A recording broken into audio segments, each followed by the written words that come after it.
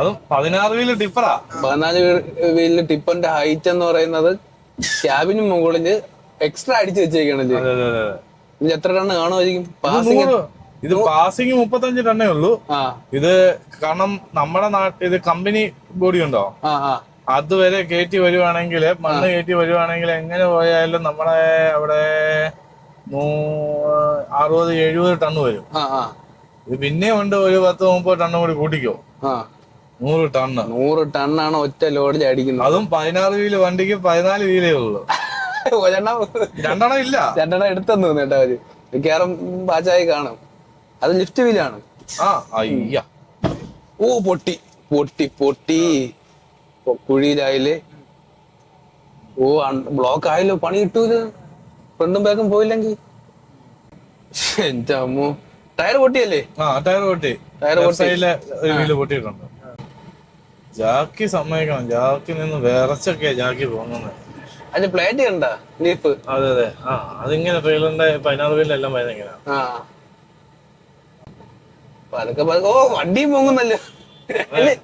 ജാക്കി വളഞ്ഞിരിക്കുന്നു നമുക്ക്. ആഹാ നമുക്ക് ഗ്യാപ്പ് ഇട്ട് നിന്നാ അറിയട്ടാ. അതെ അതെ.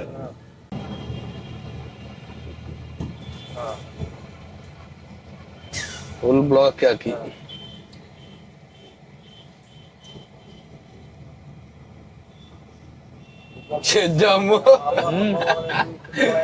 മറ്റേ സ്കൂള് വിട്ടണക്ക് പോണല്ലേ അല്ലേ?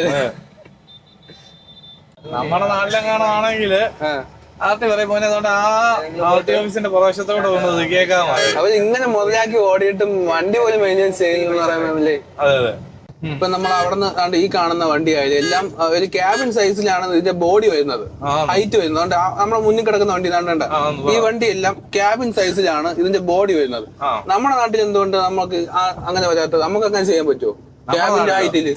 നമ്മുടെ നാട്ടില് ആർട്ടിയുടെ മുമ്പ് ഈ വണ്ടി ടെസ്റ്റ് ചെയ്യാൻ കൊണ്ട് കൊടുത്തു കഴിഞ്ഞാൽ ആർട്ടി ചെവിക്കലിൽ ഒന്നും തന്നിട്ട് പറയും മര്യാദക്ക് കമ്പനിക്കാരൻ എങ്ങനെയാണോ പറഞ്ഞേക്കുന്നത് അതേ രീതിയിൽ